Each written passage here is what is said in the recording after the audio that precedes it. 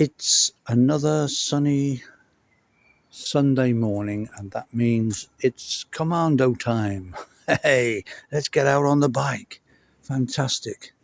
Here's a 1975 Norton Commando 850 Mark III electric start, to give it its full title, which I rebuilt a few years ago. It's the subject of the restoration manual that I wrote.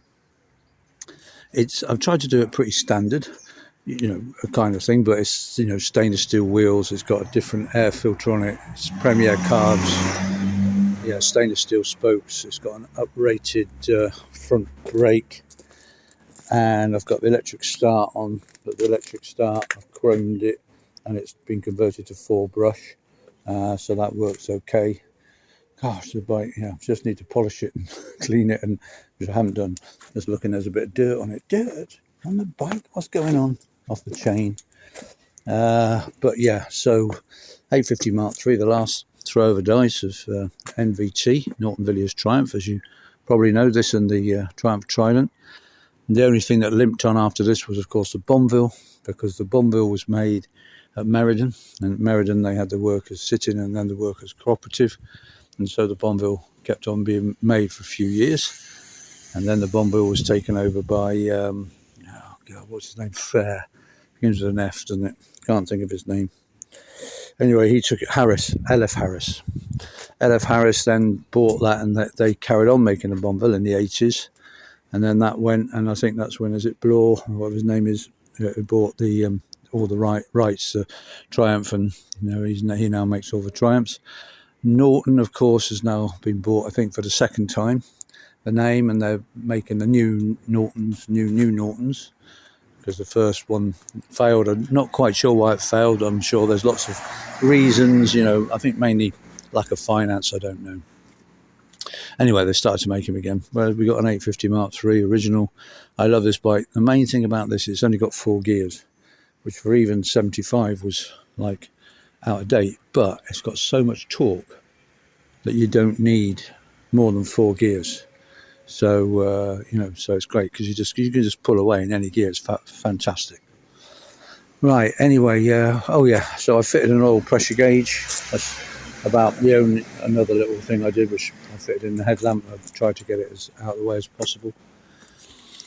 It's all stainless steel fittings, all the nuts and bolts and everything are stainless steel. Obviously, I've polished everything up. Crikey, it could do with a clean now. You see, I don't even have time to clean my bikes, let alone work on them, poor things. I don't know, because I'm backed up with work at the moment. So, Anyway, there we go. So, let's get out there and enjoy that sunshine, enjoy the greenness of Derbyshire, and have some coffees, and then probably meet up for a chat somewhere at one of the cafes. And anyway, looking forward to getting out. Here we go.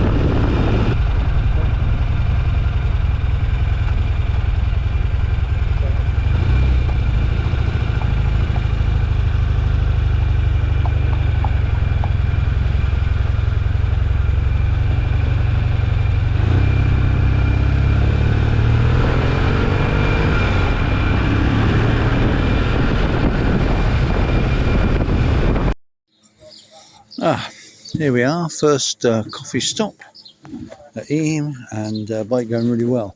I did have a bit of a shock actually. It just set off and it just coughed a couple of times, and then coughed again. I thought, oh crikey, what's going on? And then I don't know, it's cleared itself and it's not missed a beat ever since. But it's one of those. I thought, oh crikey, I'm going to have to turn back. There's something wrong. I don't want to be stuck out in Derbyshire with a sick engine. But I don't know, just cleared itself and off we go, and it's pulling like a train.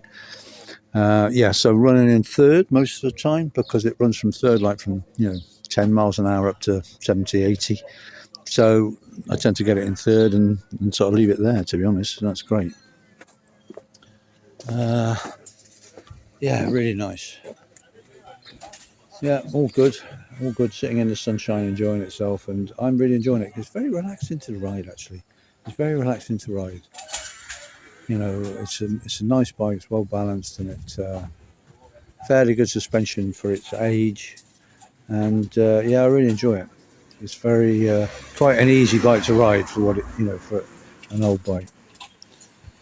Right, I'll have my coffee. I've got coffee and a slice of an apple slice. So I think I'll enjoy that.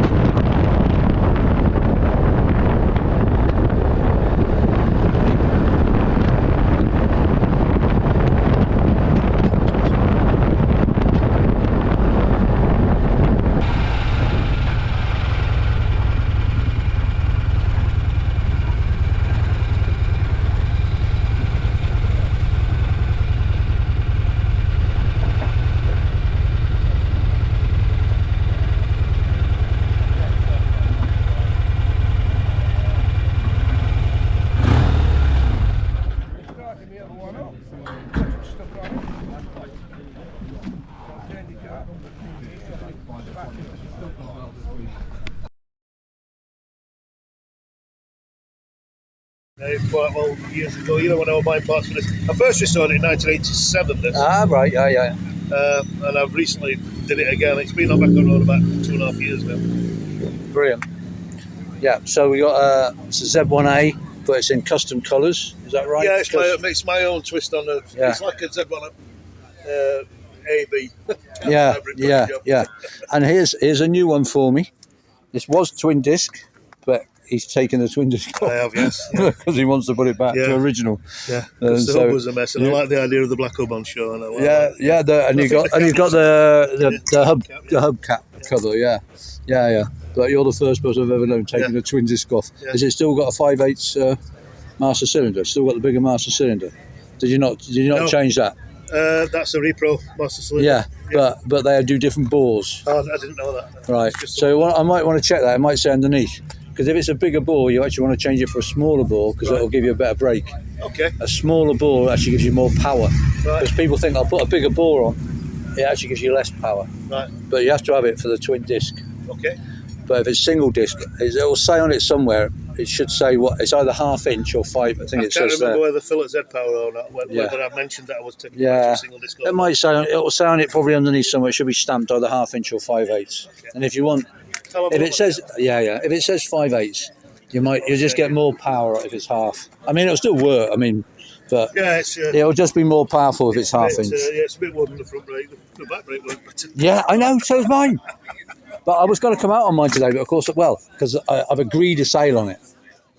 I've agreed a sale, but I haven't sold it yet. But I was tempted to come out on it.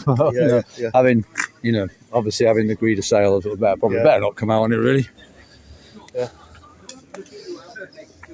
Nice. Yeah, like I said, it's got a mix of original parts and. They will have. The advantage is you can buy the repo parts, and it's difficult to tell a lot of them.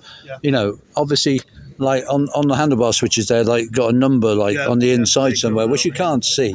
So it doesn't really matter, because for my money, they're very good copies. The repro parts. The clocks were being refurbished by Alistair. Can't remember the second name. Guy at West Midlands made a fantastic job. So you've done just over 1,000 miles. That's the last rebuild, It's done over 50,000 miles. Has it? Right,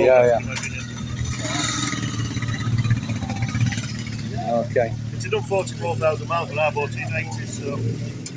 44? Yeah. Really? Wow.